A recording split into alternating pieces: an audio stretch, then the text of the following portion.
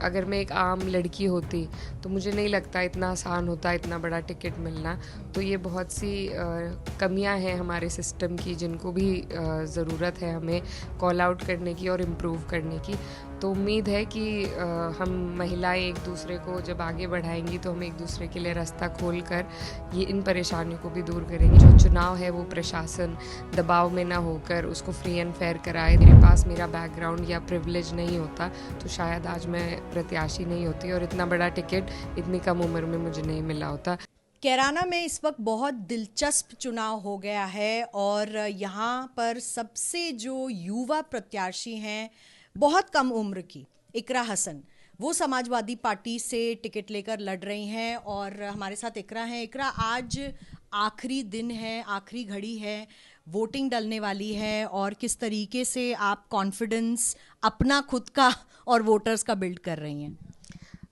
अपना तो मुझे वोटर्स से मुझे उम्मीद है कि वो लोग मेरी ईमानदारी की मेहनत को देखकर और जो हमारे मुद्दे हैं और जो सरकार का कुशासन रहा है पूरे 5 साल का और 10 साल कह लीजिए डबल इंजन की सरकार का, उसको देखते हुए मुझे उम्मीद है कि हमारा साथ देंगे और हमें वोट देंगे। बस एक जो कंसर्न है वो यही है कि जो चुनाव है वो प्रशासन दबाव में ना होकर उसको फ्री एंड फेयर कराए ताकि आज का दिन हम सब के लिए बेहतर रहे, क्योंकि सारे दिन एक तरफ और आज की मेहनत एक तरफ है।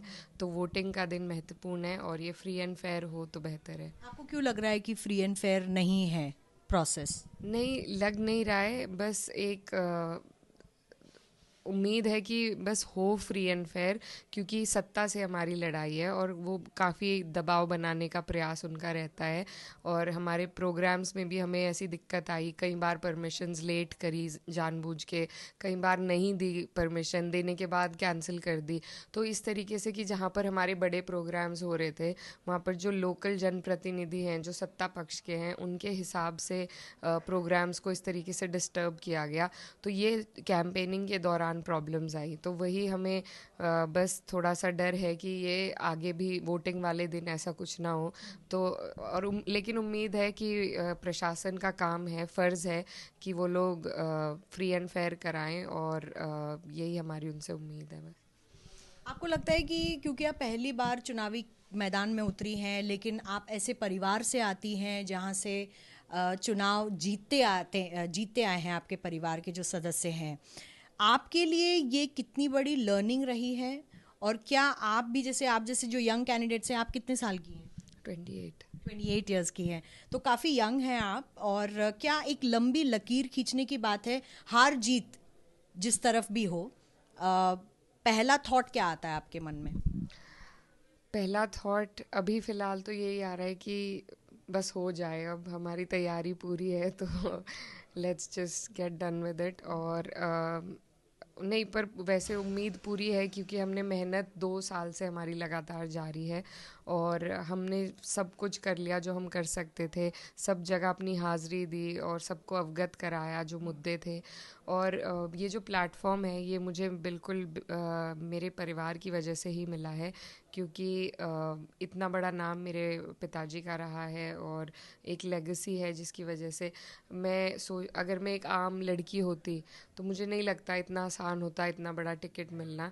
तो ये बहुत सी कमियां हैं हमारे सिस्टम की जिनको भी ज़रूरत है हमें कॉल आउट करने की और इम्प्रूव करने की। तो उम्मीद है कि हम महिलाएं एक दूसरे को जब आगे बढ़ाएंगी तो हम एक दूसरे के लिए रास्ता खोल कर ये इन परेशानियों को भी दूर करेंगे। पर अभी अगर मैं सोचती हूँ तो एक महिला होने के नाते अगर मेरे पास मेरा बैकग्राउंड या प्रिविलेज नहीं होता तो शायद आज मैं प्रत्याशी नहीं होती और इतना बड़ा टिकट इतनी कम उम्र में मुझे नहीं मिला होता। तो मैं बहुत शुक्रगुजार हूँ, लेकिन मैं इसको कभी भी फॉर ग्रांटेड नहीं लेती। मैं रोज़ ईमानदारी के साथ मेहनत करती हूँ और मुझे उम्मीद है कि लोग उस मेहनत को देखेंगे और वोट करेंगे इंडिया गठबंधन के लिए। लेकिन जब इंडिया गठबंधन कहता है कि जो अपोजिशन है या अपोजिशन पार्टीज़ हैं, क्योंकि अब कांग्रेस भी आपके साथ गठबंधन में है समाजवादी पार्टी के साथ, तो परिवारवाद को बहुत ज़्यादा हाईलाइट किया जाता है। आप भी एक लेगेसी परिवार से आती हैं, तो क्या आपको वो प्रेशर फील हो रहा है कि मुझे अपने आप को प्रूव करना है क्योंकि मैं एक लेगेसी परिवार से आती हूँ? बिल्कुल, दोनों चीज़ें हैं, आसान भी है कुछ पड़ाव, जो बहुत मुश्किल पड़ाव हैं वो आसान भी हैं, पर उसके बाद फिर आपकी परख उस हिसाब से भी होती है कि आपको कंपेयर भी किया जाता है, आपसे पुराने सवाल भी किए जाते हैं, पुरानी जो अगर अच्छाइयाँ हैं तो बुराइयाँ भी, जो परिवार की नाराज़गियाँ होती हैं वो भी आप पर लद जाती हैं। तो दोनों चीज़ें हैं, दोनों का बैलेंस बना के चलना पड़ता है। और बीजेपी में तो खुद बहुत परिवारवाद है, तो इसका इल्ज़ाम लगाना मेरे हिसाब से मुनासिब नहीं है, क्योंकि वो खुद भी उन्होंने हमारे जो सामने मेरे जो प्रत्याशी हैं वो खुद उनके पिताजी भी एक जनप्रतिनिधि रहे हैं और अब वो जनप्रतिनिधि हैं, तो वो खुद भी एक लेगेसी कैंडिडेट हैं। तो मुझे लगता है बीजेपी के खुद के अंदर भी ऐसे बहुत से लोग हैं, तो उन्हें पहले अपने गिरेबान में झांकना चाहिए दूसरों पे कुछ कहने से पहले। और बाकी जनता, एक मौका मिल सकता है मेरे हिसाब से इन सब अपने प्रिविलेजेस की वजह से, लेकिन उसके बाद आपको अपने आप को प्रूव करना पड़ता है, और अपनी मेहनत, अपनी ईमानदारी से जो आप कर रहे हैं उसके ऊपर फिर आपका चयन होता है। तो उम्मीद है कि दोनों चीज़ें लोग देखेंगे और सही चयन करेंगे। जब महिलाओं की बात होती है तो वैसे भी उन्हें एक ग्लास सीलिंग तोड़नी पड़ती है। आप एक ऐसे क्षेत्र से आती हैं जो पश्चिमी उत्तर प्रदेश है। पश्चिमी उत्तर प्रदेश की लड़की अगर बात करें तो किस तरीके से शिक्षा वो पाती है, किस तरीके से आगे वो जाती है, शहरों में जाती है, काम करती है, एक अच्छा व्यवसाय लेती है। आप जिस फैमिली से आती हैं, ऑफ कोर्स आप मुस्लिम फैमिली से आती हैं, लेकिन आपकी अपब्रिंगिंग बहुत अप फ्रंट और फॉरवर्ड रही है। आपने वो एक एरिया ऑफ एक्सपोजर देखा है, आप अब्रॉड पढ़कर आई हैं। आप क्या मैसेज देना चाहेंगी उन फीमेल वोटर्स को, क्योंकि इस वक्त महिला वोटर जो है वो बीजेपी के लिए भी एक बहुत बड़ा वोट बैंक है, तो आप क्या अपील करना चाहेंगी महिला वोटर्स को अपने कॉन्स्टिट्यूएंसी? मैं देखिए, महिलाओं को बहुत हद तक, जहाँ तक मैंने देखा है, इग्नोर किया जाता है पॉलिटिक्स में। मैं एक महिला कैंडिडेट हूँ, लेकिन मेरे भी प्रचार में महिला उतनी मुखर रूप से नहीं आती हैं। मुझे खुद एफ़र्ट डालना पड़ता है कि मैं उन तक पहुँचूँ। मेरा डबल टाइम, डबल एफ़र्ट ज़रूर लगता है, लेकिन एक ये जो चीज़ है जिसमें हम ये सोचते हैं कि हमारे लिए कोई मर्द सब चीज़ें करेगा या उनका डिसीजन जो होगा वो बेहतर होगा, तो इसको बदलने की ज़रूरत है। एक सोसाइटल लेवल पे चेंजेस लाने की ज़रूरत है, लेकिन वो एकदम से नहीं होंगे। तो स्टेप बाय स्टेप प्रोसेस है, और अगर कोई चीज़ एकदम से थोपी जाएगी तो उसका नेगेटिव रिएक्शन ही होगा। तो बस यही है कि मेरे माध्यम से मैं एग्ज़ाम्पल के रूप में, मैं जिस तरीके से यहाँ पर रहती हूँ, तो कुछ ऐसे नेगेटिव परसेप्शन भी लोगों के दिमाग में होते हैं कि हम अपनी बेटी को बाहर नहीं भेजेंगे या वो नहीं करेंगे, फिर वो ऐसी हो जाएंगी। तो मैं अपने लेवल पे बस इतना कर सकती हूँ कि मैं उन्हें एक एग्ज़ाम्पल के रूप से ये दिखा सकती हूँ कि नहीं, ज़रूरी नहीं है कि आप पर्दा नहीं करेंगे अगर आप पढ़ रहे हैं, या आप एक तरीके से नहीं रहेंगे, आप दोनों चीज़ कर सकते हैं। और पढ़ाई बहुत ज़रूरी है। और मैं जहाँ भी जाती हूँ तो जब भी मेरी महिलाओं से बात होती है तो मैं अक्सर उनसे शिक्षा के बारे में बात करती हूँ।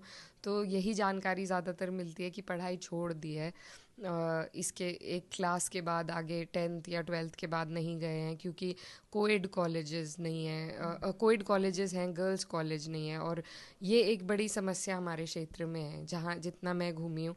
तो सबसे पहले तो मेरा यही प्रयास रहेगा, क्योंकि कोई भी समस्या आप किसी भी वर्ग की मेरे हिसाब से शिक्षा से सबसे पहले उसे आसान कर सकते हो।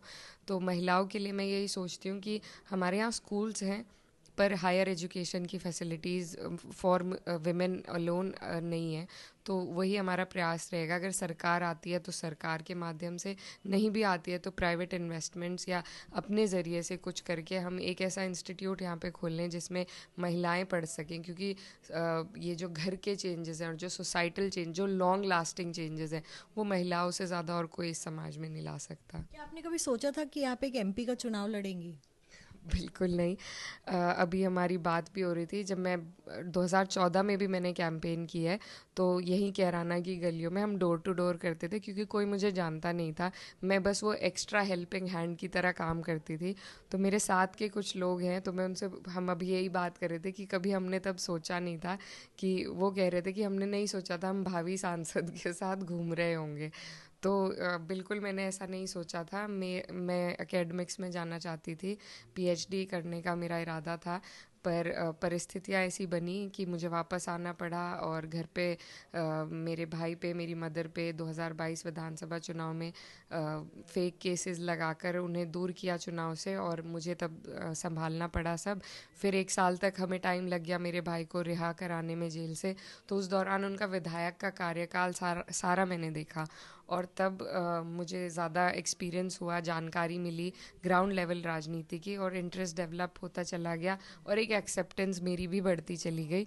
तो एक चीज़ से दूसरी चीज़ हुई और फिर टिकट मिल गया।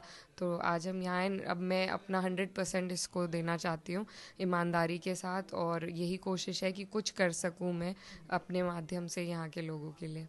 अक्सर ऐसे होता है कि जब कोई कैंडिडेट हार जाता है चुनाव तो वो एक उम्मीद छोड़ देता है, और वो फिर उस जिस इंटरेस्ट से वो लड़ रहा होता है वो उसको पीछे छोड़ देता है। आप कैसे देखते हैं इसको?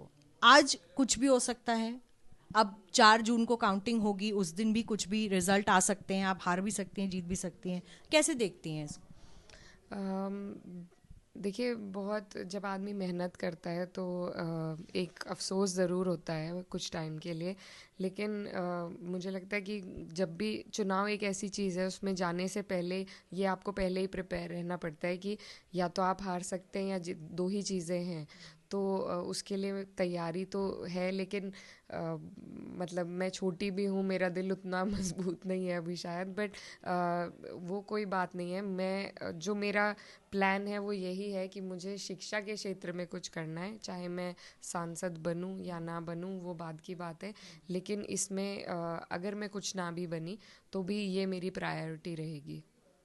और इस वक्त आपको लगता है कि जो सिर्फ मुस्लिम समाज ही नहीं, जाट समीकरण है कैराना का, या फिर राजपूत समीकरण है, सैनी है, कश्यप हैं, जाटव हैं, ये सब आपको मिलके वोट देंगे? बिल्कुल, हमें बहुत, ये पहली बार 2014 के बाद हम बदलाव देख रहे हैं कि ये चुनाव कम्युनल लाइंस पे नहीं गया है, और हमें सब समाज का, सर्व समाज का हमें समर्थन और आशीर्वाद मिल रहा है। उसमें मुख्य रूप से राजपूत समाज और सैनी समाज, कश्यप समाज, दलित समाज, जाट समाज और गुजर भी।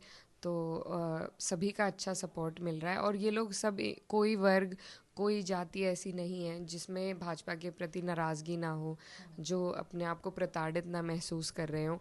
तो ये जो 10 साल का डबल इंजन का कार्यकाल है, उनकी जो नाकामी है उससे बहुत लोग परेशान हैं, चाहे वो किसान वर्ग हो, मज़दूर हों, महिलाएं हों, हमारे छोटे व्यापारी हों, सभी किसी के लाभ का कोई काम नहीं हुआ है। तो अब 2 चुनाव नेशनल नैरेटिव्स पे, नेशनल एजेंडे पे, बड़े चेहरों पे हो चुके हैं। इस बार बहुत एक पॉजिटिव संकेत ये है कि हमारा चुनाव लोकल मुद्दों पे है और लोकल जनप्रतिनिधियों के बीच में है। तो ये बहुत अच्छी बात है मेरी नज़र में, क्योंकि जितना आप माइक्रो लेवल पे जाएंगे उतना ही आप सुधार भी कर पाएंगे।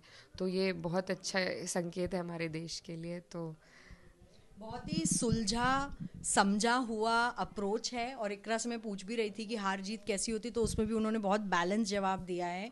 और शिक्षा के क्षेत्र में कुछ करना चाहिए, हार जीत अपने लेवल पे है, लेकिन इस वक्त कैराना से जो युवा प्रत्याशी हैं इकरा, वो लगी हुई हैं और कोशिश कर रही हैं कि समाजवादी पार्टी ये सीट जीत पाए, क्योंकि पिछली बार भारतीय जनता पार्टी के पास ये सीट थी।